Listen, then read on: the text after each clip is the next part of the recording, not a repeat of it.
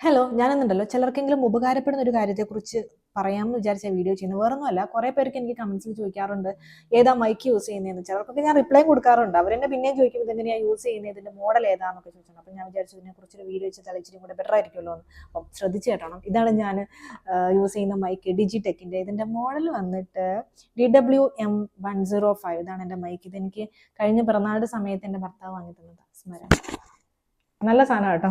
ഇതിനെക്കുറിച്ച് ആധികാരികമായിട്ട് പറഞ്ഞു തരാനുള്ള വിവരം പോലും എനിക്കില്ല. എന്നാലും ഞാൻ ഉപയോഗിക്കുന്ന പോലെ ഞാൻ പറഞ്ഞുതരാം.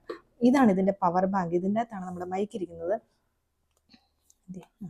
ഇതാണ് അതിൻ്റെ ഒന്ന് തന്നെ ഇവിടെ ഇരിക്കുന്നു. പിന്നെ ഇതിൻ്റെ അകത്തൊരു പിന്നും കൂടി ഉണ്ട് നമ്മുടെ ഫോണിൻ്റെ അടി കുത്താൻ വേണ്ടിയിട്ട്. അത് കുത്തിയിട്ട് നമ്മളിങ്ങനെ പ്രസ് ചെയ്ത് പിടിച്ചിട്ടുണ്ടെങ്കിൽ ഇത് ഓട്ടോമാറ്റിക്കലി ഓൺ ആയിക്കോളും. പിന്നെ ഇതാണ് ആ പിന്ന്. പിന്നെ ഒരു കണ്ടോ, പിന്നെ സി ടൈപ്പ് ആണെങ്കിൽ കുത്താൻ ഇതുണ്ട്. പിന്നെ ഇതിൻ്റെ അകത്ത് വേറൊരു സാധനം കൂടി ഉണ്ട്. ഇത് ഞാൻ വാങ്ങിയിട്ട് 2 വട്ടം കണ്ടേ അങ്ങനെ ഉപയോഗിച്ചിട്ടുള്ളൂ.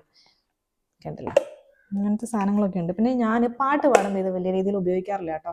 എന്താണെന്ന് വെച്ചാൽ നമ്മൾ ഹൈ പിച്ചൊക്കെ പാടുന്ന പാട്ടാണെങ്കിൽ ഷാർപ്പായിട്ട് പറയേണ്ട ചില വേർഡ്സൊക്കെ എനിക്ക് ഫോണിൽ ഇങ്ങനെ അടുത്ത് വെച്ച് തന്നെ പാടുമ്പോഴാണ് കുറച്ചുകൂടെ ബെറ്റർ ആയിട്ട് തോന്നുന്നത്. പക്ഷേങ്കിൽ ഞാൻ കരോക്കെ ഇല്ലാതെ പാടുമ്പോഴും മെലഡി സോങ്സ് ഒക്കെ പാടുമ്പോഴും മൈക്ക് യൂസ് ചെയ്തിട്ട് തന്നെയാണ് പാടുന്നത്. അത് നമ്മളിപ്പോൾ 1-2 വട്ടം നമുക്ക് നോക്കിയാലേ നമുക്ക് മനസ്സിലാവുള്ളൂ. പിന്നെ ഇതിൻ്റെ MRP വന്നിട്ട് 4995 ആണ്. ഇതിൻ്റെ ഓഫറൊക്കെ നോക്കിയിട്ടും റിവ്യൂസ് ഒക്കെ നോക്കിയിട്ടും തന്നെയായിരിക്കും വാങ്ങിയിട്ടുണ്ടാവുക.